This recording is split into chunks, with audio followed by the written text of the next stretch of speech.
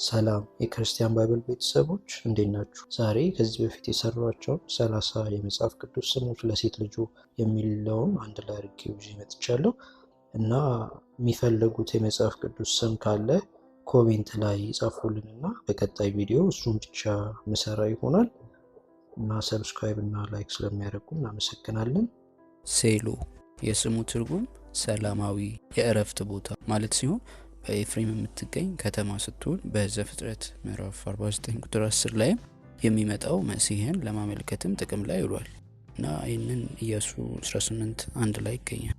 ኤግላ የወፍ አይነት ሲሆን ሰለጰዓድ የሚባል ሰው ልጅ የነበረች በዘኍልቍ ምዕራፍ 26 ቁጥር 33 ላይ የምትገኝ ሴት ናት። ዮስካ ትርጉሙ ወደፊት የሚመለከት ማለት ሲሆን የሃራን ልጅ የሎጥ እህት የነበረች ሴት ናት። ይህም በዘፍጥረት ምዕራፍ 11 ቁጥር 29 ላይ እናገኛታለን።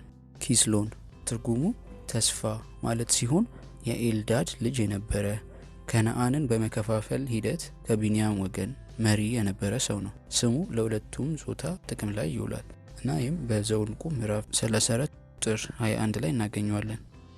ቀሎኤ የስሙ ትርጉም ከደረቅ መሬት የሚወጣ ስር ወይም ተክል ማለት ሲሆን ጳውሎስ በአንደኛ ቆሮንቶስ ምዕራፍ 1 ቁጥር 11 ላይ የሚጠቅሳት ሴት ናት። ቤሪ የስሙ ትርጉም ጥበብ ማለት ሲሆን ከአሴር ወገን የነበረ ሰው ነው።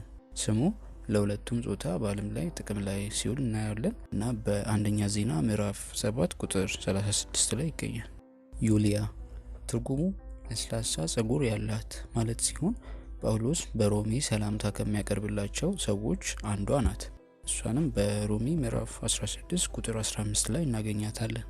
ኤውንቄ የስሙ ትርጉም መልካም ድል ማለት ሲሆን የጢሞቴዎስ እናት የነበረች ሴት ናት። እሷንም በሁለተኛ ጢሞቴዎስ ምዕራፍ 1 ቁጥር 5 ላይ እናገኛታለን። አክሳ የስሙ ትርጉም አምባር ማለት ሲሆን የካሌብ ሴት ልጅ ነበረች። ፒትያ የስሙ ትርጉም የእግዚአብሔር ልጅ ማለት ሲሆን በአንደኛ ዜና ምዕራፍ 4 ቁጥር 18 ላይ ተጠቅሳለች።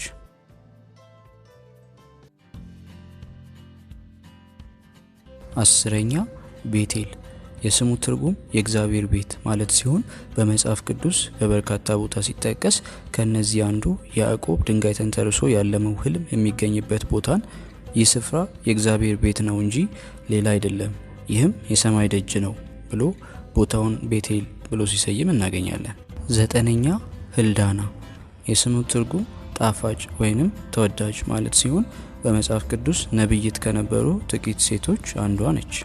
ስምንተኛ ህንደኬ ህንደኬ የኢትዮጵያ ንግስት የነበረችና በሐዋርያት ሥራ ምዕራፍ 8 ቁጥር 27 ላይ የተጠቀሰች ሴት ናት።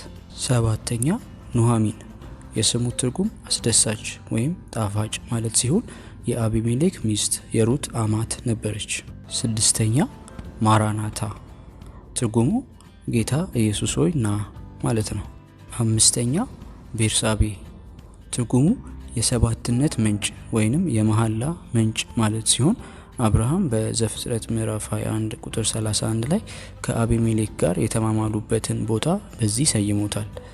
ሌላ ደግሞ የቀድሞ የኦሪዮ በኋላም የንጉስ ዳዊት ሚስትና የጠቢቡ ሰለሞን እናት የሆነች ሴት ስምም ነው። አራተኛ ሃናኒ የስሙ ትርጉም እግዚአብሔር ቸር ነው ማለት ሲሆን የኤማን ልጅ የነበረ ሰው ነው። በዓለም ስሙ ለሁለቱም ጾታ ጥቅም ላይ ውሏል። ሶስተኛ ኢያኢል የስሙ ትርጉም የተራራ ዋሊያ ማለት ሲሆን የሄቤር ሚስት የነበረች ሲሳራ የተባለውን የሰራዊት አለቃ በአስደናቂ ብልጠት በመግደል ድል ለእስራኤል እንዲሆን ያደረገች በዚህም ከሴቶች መካከል የተባረክሽ ተብላ የተወደሰች ኃያል ሴት ናት። ሁለተኛ መልኪኤል ትርጉሙ እግዚአብሔር ንጉሴ ነው ማለት ሲሆን ስሙ በዓለም ላይ ለሁለቱም ጾታዎች ጥቅም ላይ ውሏል። አንደኛ ናሜሲ ትርጉሙ ታደገ ማለት ሲሆን የኢዩ አያት የነበረ ሰው ነው። ይህም ስም በዓለም ላይ ለሁለቱም ጾታ ጥቅም ላይ ሲውል እናየዋለን።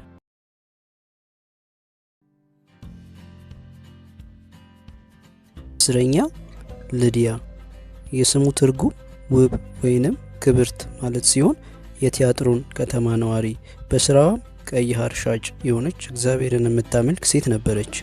ጳውሎስ ሲያስተምር እግዚአብሔር ልቧን የከፈተላት፣ ከዛም ከቤተሰቦቿ ጋር የተጠመቀች፣ በኋላም እነ ጳውሎስን ወደ ቤቷ የጋበዘች መልካም ሴት ነበረች።